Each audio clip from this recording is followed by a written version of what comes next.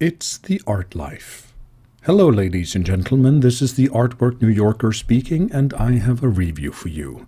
This movie is titled F1, and I should have seen it sooner because this was a really good ride. Let's look at it. F1 was directed by Joseph Kosinski, who also directed Top Gun Maverick, which was a blast, and another movie named Oblivion with Tom Cruise, a science fiction I really liked.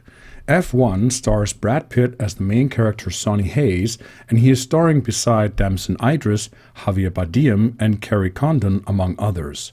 There are many strong actors in this movie, and each scene is well acted and well directed. Let me just paint a quick setting without giving too much away. In F1, Brad Pitt plays Sonny Hayes, who is retired from Formula One. He lives a solitary life as a fallen driver until an opportunity comes along from a struggling Formula One team. He is a man with history and experience and will be driving alongside an up-and-coming rookie, and you follow his road for redemption. The good. Brad Pitt's performance. Ever since I saw him in Seven, I've loved his acting. He is excellent on screen, very strong performance. He doesn't have to say a lot, his body language and expression speaks volumes. In my opinion, he is one of the finest actors in Hollywood. He is both amusing and cool in this movie, and he has a demeanor that anchors the entire film. He is especially good alongside Kerry Condon, who plays the very relatable Kate McKenna. She is the one in charge of optimizing the Formula One car that they're driving, but her role is deeper and it adds an emotional depth to the movie. If you like Top Gun Maverick and the feeling of sitting in a fighter while soaring through the skies, chances are you'll like F1. It is extravagantly shot, there are so many beautiful scenes, awesome camera angles. It really feels like you're sitting as a driver inside a Formula One car. I was awestruck.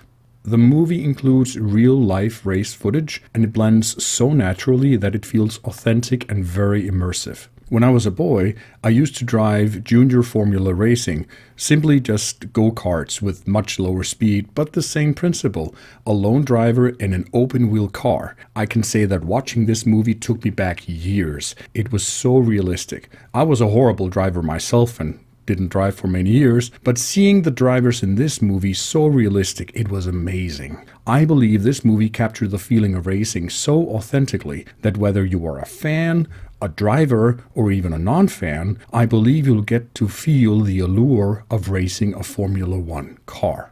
The movie has a very high production value and time flies past very fast. Say that fast 3 times. Time flies past very fast. But it does. The movie clocks in at 2 hours and 35 minutes, and with commercials in the cinema, I was there for 3 hours. It did not feel like 3 hours. It felt like I was there for an hour and a half. The movie pulled me in from the start with its authentic and polished filming. I cannot state the value of the camera angles. I mean, just looking at a wheel while driving, I forgot I was watching a movie. It was immersive. The bad.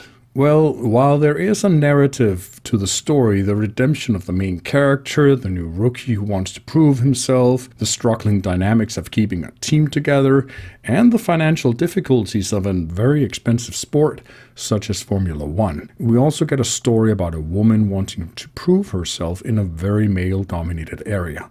The ingredients are here for a great story. But the story is not very deep in itself. There is an emotional depth to the characters for sure, but as for the story, it ends up feeling shallow and cliched. Some might even call it cheesy and predictable. It depends on what you expect when you watch the movie. I myself was having a blast, my family was having a blast, and the audience in the cinema was engaged throughout the movie. That being said, this movie is not for everyone. Some might call it macho, some might call it testosterone-driven. But if you've seen Top Gun Maverick and you like that kind of movie, this movie has a lot of the same vibes. Did you like Top Gun Maverick? Well, you'll probably like this. If you didn't like that type of movie, maybe skip it. In other words, don't watch it for the story. You're not missing out on any spectacular story. There were some cameos I really liked in the movie. I won't spoil them here, but I would have liked it if the cameos were longer, or if they did something with them. There were some scenes where I went, ooh, that guy, and then he's gone. There are some missed opportunities by, showing this to us as fans, and then, that's it. The verdict. I failed to mention that Hans Zimmer wrote the music for F1, and I love Hans Zimmer. If you don't know who this composer is, go and watch Gladiator. Not the new one, but the original with Russell Crowe. Hans Zimmer's music lifts any movie to another level, and the same goes for F1. There are scenes in this movie where his music hits spot on. It's not Gladiator level, that is a very high bar, but the music of Hans Zimmer carries F1 just like Brad Pitt carries the movie, and the amazing cinematography carries the movie. I will give F1 a 7 out of 10, and that's a solid 7 out of 10. It is one of the best driving movies I've ever seen, and if you like driving in any way possible, I will recommend it. What do you think about F1? It's been on for a few months now. Have you seen it? Let me know in the comments below. Don't forget to like and subscribe. I'll see you again soon. The next review will be a video game. Thanks for tuning in. Oh, I almost forgot. Fun fact, Brad Pitt and Damson Idris did all of their own driving at speeds of up to 180 miles per hour.